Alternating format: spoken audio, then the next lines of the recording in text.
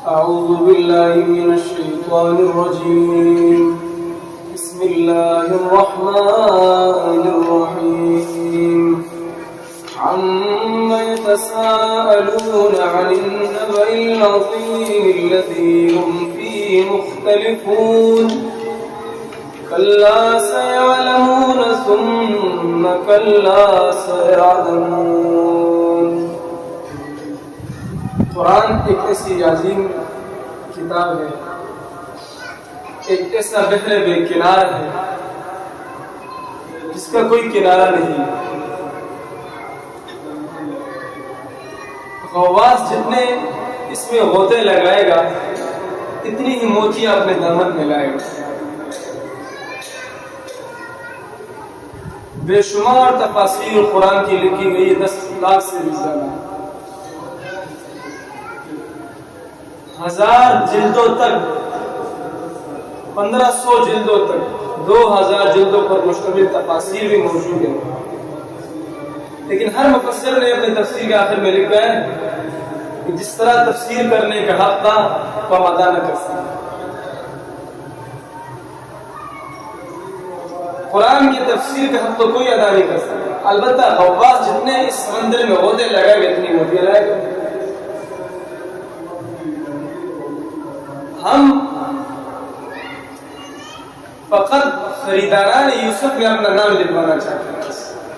اس قرآن کی خدمت کرنے والوں کی فہرست میں اپنا نام لکھوانا چاہتے ہیں. قرآن کی تفسیر ادا نہیں کر سکتے. اس لیے یہ اما باری کی تفسیر آپ کے سامنے، اور کوشش کریں گے کہ اللہ تعالیٰ ہمیں اس میں قصداً غلطی کرنے سے بچائے. باقی جو غلطی سامن ہو جائے وہ اللہ تعالیٰ معاف کرے. رفع عن امتی الخطا والنسیان، اللہ کے نبی نے فرمایا میری امت سے وہ غلطی، وہ خطا جو خطا نہ ہو جائے وہ اٹھا دی گئی. اس لیے ہم کوشش یہ کریں کہ اللہ تعالیٰ ہم سے غلطی نہ کرے. یہ سورۃ النبأ ہے، مکی سورت ہے. مکی سورت کا مطلب یہ ہے کہ ہجرت سے پہلے اس کا نزول ہے.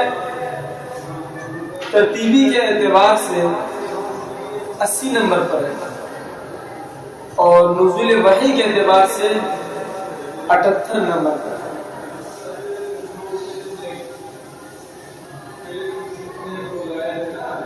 سورۃ النبأ، سورۃ المرسلات اور سورۃ النازعات، ان تینوں سورتوں کے نزول کا زمانہ قریب قریب ہے. جس طرح ان کا زمانہ قریب قریب ہے تو ان کا جو مضمون ہے وہ بھی قریب قریب ہے. ان کی جو مضامین ہے، موضوع مضامین ایک ہی، اور وہ کیا ہے؟ قیامت اور آخرت. یہ ان کا مضمون اور موضوع ہے. اس سورت کا نام سورۃ النبأ. اس کی دوسری آیت میں جو فقرہ ہے النبأ، اس سے لیے گئے. اور یہ سورت کا صرف نام نہیں بلکہ اس سورت میں آنے والے مضامین کے لیے ایک عنوان بھی ہے.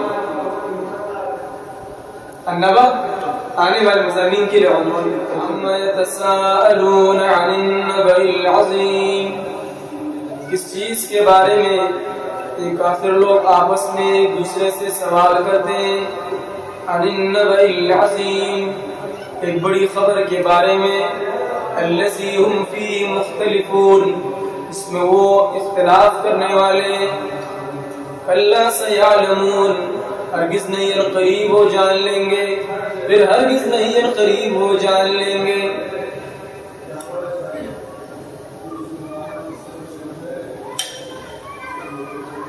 مشرکین مکہ کو 3 شبہات درپیش تھیں، 3 اعتراضات. پہلا اللہ کی ذات کے متعلق، دوسرا رسول اللہ صلی اللہ علیہ وسلم کی رسالت کے متعلق، تیسرا وقوع قیامت کے متعلق. یعنی اللہ تمام اختیارات ایک اللہ کے پاس نہیں ہو سکتے، تمام اختیارات ایک اللہ کو منظور ہیں. ان کا پہلا شبہ یہ تھا. دوسرا، اللہ تعالیٰ کو اس پورے عالم میں ایک گھرانہ عبداللہ کا ملا، عبد المطلب کا گھرانہ ملا، اس نے غریب اور فقیر اور مسکین کو رسول بنا دیا. دوسرا شعبہ. اور تیسرا شعبہ یہ تھا کہ ہمارے آباء و اجداد جن کا انتقال ہو گیا اور پھر ہمارا انتقال ہوگا، ہماری آنے والی نسلوں کا انتقال ہوگا، انہیں دوبارہ کس طرح زندہ کیا جائے گا. اذا كنا عظاما نخرا، جب وہ سیدھا ہڈیاں بن جائے اس کے بعد دوبارہ زندگی یہ سمجھ نہیں آتی. یہ تین شبہات تھے. اللہ تعالیٰ نے ان کے شبہات کا، اعتراضات کا جواب دیا اس صورت میں. اس کے لیے 9 دلائل اللہ نے ذکر کیے. ویسے اللہ تعالیٰ کو اپنے دعوے کو ثابت کرنے کے لیے کسی دلیل کی ضرورت نہیں ہے، لیکن اللہ تعالیٰ کا کوئی بھی دعویٰ بلا دلیل نہیں ملے گا، ہے دلیل کے ساتھ. 9 دلائل دیے. دلائل کچھ اس طریقے سے اللہ نے دیے کہ جو اللہ اتنے مضبوط آسمان اور اس میں موجود نظام کو چلا سکتا ہے، جو ذات اتنے مضبوط نظام کو چلا رہا ہے منظم طریقے سے، سورج اپنے طریقے سے نکلتا ہے ہر روز اور پھر غروب ہو جاتا ہے، پھر رات آتی ہے، پھر دن آتا ہے. یہ جو نظام منظم طریقے سے چل رہا ہے، ظاہر سی بات اس کو چلانے والا کوئی ایک ہی ہوگا، اور کوئی ایسی طاقت جس کی طاقت ان سے زیادہ ہے. کیونکہ اگر ان کے چلانے والے ایک سے زیادہ ہو، جس نے مشرکین کا عقیدہ تھا، اسی لیے انہوں نے مکے میں 360 بت تصرف کیے تھے،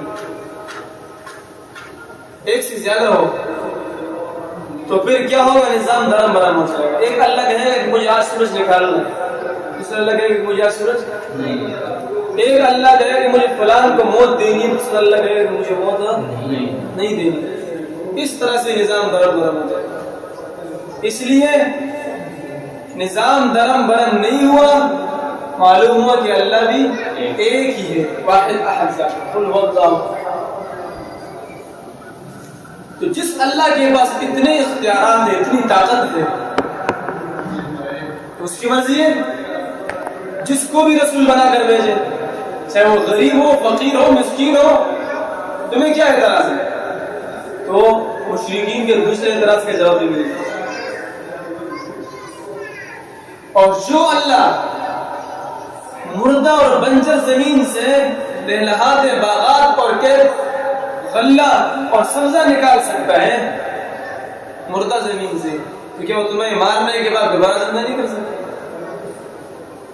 ارے پہلی دفعہ پیدا کرنا مشکل ہوتا ہے، دوسری دفعہ پہلی دفعہ جب اللہ نے تمہیں پہلی دفعہ پیدا کر لیا، تمہیں مارنے کے بعد دوبارہ پیدا کرنا کیوں مشکل ہے؟ تو معلوم ہوا کہ مشرکین کی جو 3 اعتراضات تھے اس کے جواب اللہ تعالیٰ نے آنے والی آیتوں میں دے دیا. الم نجعل الارض مہادا سے لے کر وہ جنات الفافا 9 دلائل پیش کیے مشرکین کے شبہات کو رد کرنے کے لیے. عما یتساءلون، اس چیز کے بارے میں کافر لوگ آپس میں ایک دوسرے سے سوال کرتے ہیں. یتساءلون باب تفاعل کا صیغہ ہے، اس میں مشارکت کا، اشتراک کا معنی ہوتا ہے، جانبین سے ایک دوسرے سے کچھ پوچھنا. تو مشرکین آپس میں چینا گوئیاں کرتے تھے، آپس میں ایک دوسرے سے کوئی محفل مل گئی، گلی پوچھا، جہاں بھی مذاق اڑاتے، یہ کیسے رسول ہے؟ کیسے قیامت کے بعد دوبارہ زندہ ہوگا؟ تسالل میں مشارکت.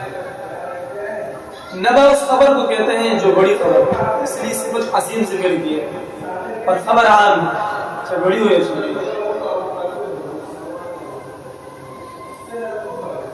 کلا سیعلمون، ہرگز نہیں. یعنی جس طرح مشرکین کا عقیدہ ہے اللہ کے متعلق، رسول اللہ صلی اللہ علیہ وسلم کے متعلق اور قیامت کیسے نہیں ہے، سیعلمون قریب ہے، لوگ جانیں گے. جاننے کی 2 جگہ اللہ تعالیٰ نے بتا دی، جو 2 دفعہ ذکر کیا ہے تکرار نہیں ہے،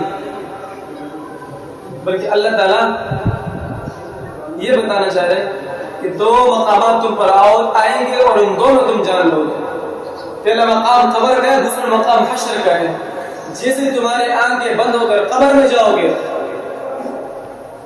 تم جان لو جس کے تم انکار کر رہے تھے آیا وہ ٹھیک تھا یا غلط. اور دوسرا ثم کلا سیعلمون، جب قبر سے دوبارہ اٹھائے جاؤ گے حشر میدان میں اللہ کے سامنے کھڑے کیے جاؤ گے پھر بھی جان لو گے اپنی آنکھوں سے دیکھ لو گے لترونها عین الیقین، اپنی آنکھوں سے دیکھ لو گے حقیقت.